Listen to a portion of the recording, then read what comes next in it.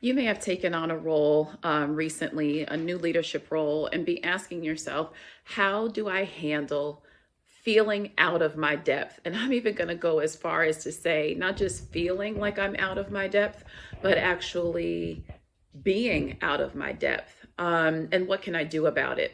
So I'll just say that this video was actually inspired by a coaching session that I had yesterday with a client. She was in a program director role in her organization and shifted to a vice president role.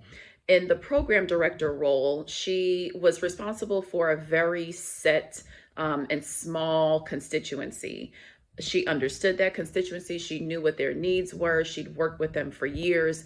But in this VP role, she actually had a systems-wide role. So what does that mean? She was not just responsible for a small sector of the program that she managed, but now the whole institution. That's huge, right? Because now it's like a lot of new responsibility, learning the role for the first time, having higher level visibility. That can be challenging. In this new role, she's actually directly interfacing with the president, with the president's cabinet, with board members. It's a very different kind of role. So you can understand how in this case, one may ask, well, how do I handle being out of my depth? And I just want to share a couple of things that I shared with her. And these are not necessarily in any particular order, but they're things that I just want to share so that we normalize that taking on a new role, and especially when it's a higher level role than what you've had, requires some new things, some new shifts in our thinking.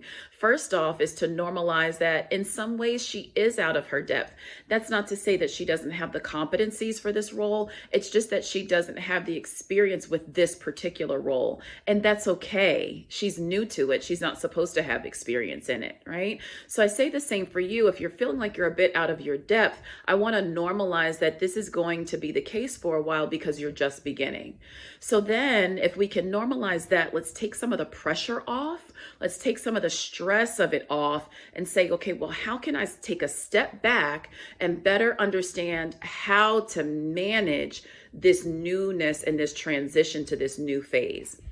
So one of the things that I asked her to do was revisit the actual expectations of the role, the requirements of the role. So there's what's listed in the job description. That's one thing. But what I'm really asking her to do is look at what requires this. Why does this role even exist? What are the key strategic initiatives that when you were hired, they said, we really need you to help with these things, right? That will help you to narrow down the scope of what needs to get done first, right? The priorities, if you will. So in this case, it's what are the priorities of the role? Why was this role created, or why were you hired for this now?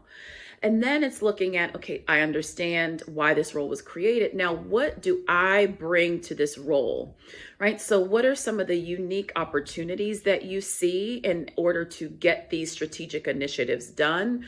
What are some ways that you really want to kind of leave your mark, if you will? Right? So how will you leave your mark in this role? And there you're just setting a couple of 2, 3 at the most objectives that you want to actually design in this new role, right? And this is how you make it your own. This is how you take it from the job description and make it your own. And then you want to set up a way for being able to process all of this new information that you're receiving. The truth is that you're not going to be able to process all of it at once. In fact, you're going to be meeting new people. You're going to be meeting new offices, perhaps. You're going to be learning about the others that work alongside you in this particular role. So there's a lot of information. You're probably learning new policies, new procedures.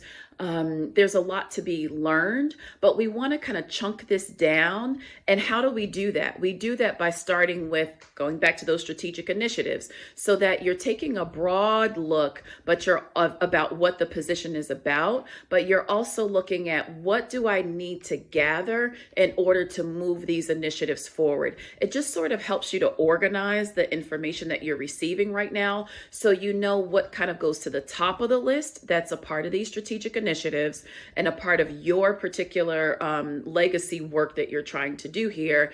And what then can be kind of secondary. I need to know it, but it may not be the principal things that I'm getting done right now.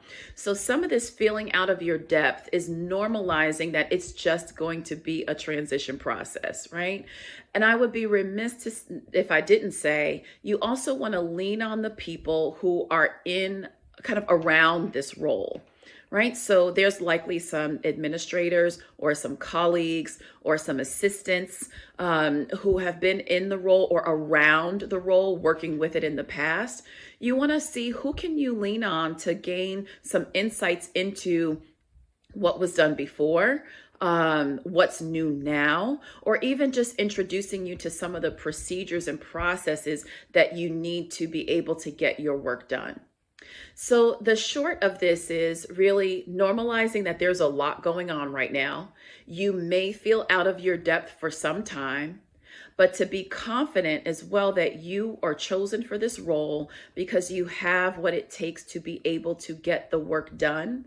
And now it's giving yourself the opportunity to learn the role, learn the strategic initiatives that this role is required to, actually fulfill, and then to sort of make it your own and to bring people along with you along the way.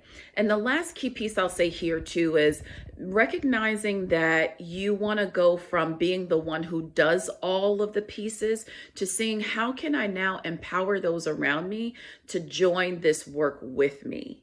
Right? So you're not feeling like you have to do everything all at once right now, but you're looking at how can I share the vision of this role? How can I share the vision that we are working toward and actually help people to find their ways to tap into this role from the positions that they have? So I hope that this helps you in your new transition to your new role. Congratulations in it. And just be sure to breathe through it, right? Be sure to breathe through it. You've got it. If you weren't able to do it, you wouldn't have the role. And so, and I should say, sometimes there are work environments where it can just be a little bit chaotic at this time, right? Transition can be chaotic. So we don't want to make like big judgments about the people who work around us or how good or bad the organization is based on the chaos. Sometimes transition just takes a little bit of moving things around, and chaos is a part of that, but it will normalize and it will level out with some of these tools. Be encouraged.